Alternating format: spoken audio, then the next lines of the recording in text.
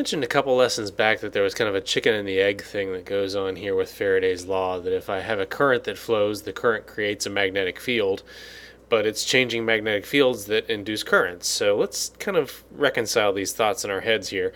Let me contemplate for a second the case of just a simple coil. So I've got a slinky stretched out, if you will, and I'm going to look at it end on. So let's straighten this thing out and look at it from looking right down the barrel of it. And what I'm going to say is somehow or another I hook this thing up to a battery and have a current that flows through it. So if current flows through this thing, you know and I know now that this creates a magnetic field inside that thing. And we went through the process of using Ampere's law to derive what the strength of that magnetic field would be. It's mu naught N over L times I, where N is the number of coils, L is the length of the slinky, I is the current that flows, and mu naught is the permeability of free space. And in this particular case, the direction I've drawn the current flowing clockwise means that the field is pointing into the screen. The magnetic field points away from you because of this particular current. Now, where things get a little quirky here is when I stop to think about what happened to get that current there. So if the current is just constantly flowing, I've got a constant magnetic field and nobody's too concerned. But if I turn this thing on or turn it off, then the current has to start flowing or stop flowing, which means the magnetic field must be changing. And if the magnetic field is changing, the flux that magnetic field makes, the B dot A, in this case mu naught N over L times A times I, that flux is going to change because I changes.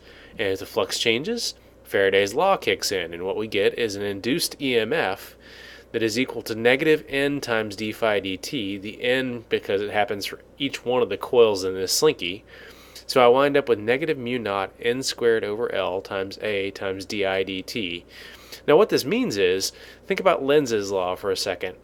If I am starting this thing up, beginning the current flow, I'm starting that green arrow going around this circle, then there's going to be an EMF generated that tries to create a magnetic field in the opposite direction. So that negative sign in Faraday's law becomes very important here, because what that means is there's going to be a push backwards, a current, if you will, that would try to flow in the counterclockwise direction and therefore cancel this back out. Now that current's never strong enough, and in fact it never even becomes a current because the one I'm pushing wins, but it shows up as what's known as a back EMF. This is an electromotive force, a voltage, if you will, that points backwards to the direction the current's flowing. In other words, if it could have a current flowing the opposite way, it would, and this desire to have that happen shows up to me as being a voltage that pushes against the current I'm trying to shove into it. Now, again, I win this war. Current actually does flow. The green arrow really does happen, but it comes at a cost. It means that I don't just get to put the current on willy-nilly. There's going to be a fight back, but only when the current is changing. Likewise, if I try to remove that current, I'll get Lenz's law working the opposite way, and now I'm going to have an EMF that tries to keep the current going. So this is kind of an interesting thought, and what it leads to is something called a self-inductor.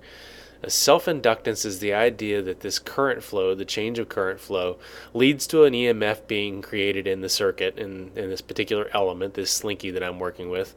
And it really just relates to the geometry of the thing. Notice I've got the EMF, the voltage on the left side there, and I've got di dt on the right side. And in between, I've got these factors which just have to do with the size of the coil and the length of the coil and the number of turns in it and such.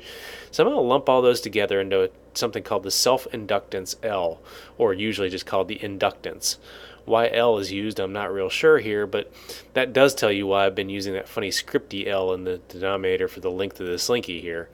In any case, L is the inductance, and I can solve it in this case for the coil. L is just mu naught N squared A over little l, the length of the coil.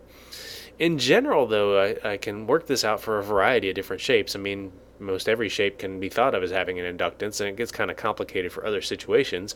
But what I can say is I can look at the fact that I have E is equal to negative N d phi dt and E is equal to negative L di dt. Take the derivatives off of both those guys, and I have that Li is equal to N phi, or that L is equal to N times phi over I.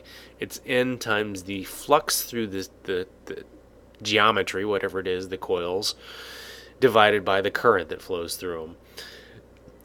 As it is, we're typically going to run into things where L just shows up as a circuit element. It's something you grab out of a drawer and it's rated with a particular value of inductance, and you plug it into your circuit. And we're going to play with how that actually impacts how current flows in circuits. That's what's going to be important to us. But let me say one or two more things about that. If we're going to start playing with this thing in a circuit, we need to think about what units it has.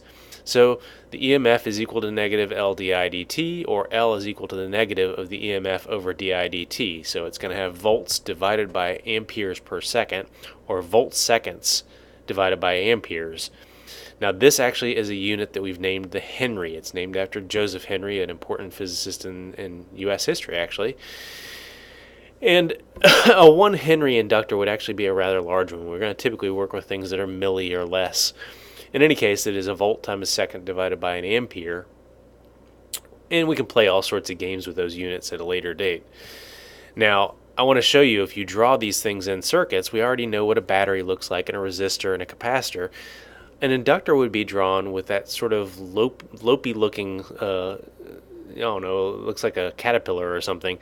A series of loops is drawn to kind of denote that this is the prototypical case is a coil, much like the prototypical capacitor is a parallel plate. And this is the way you would actually draw this in a circuit, and that's the way we'll be seeing it pop up when we start dealing with inductors in circuits in just the next lesson.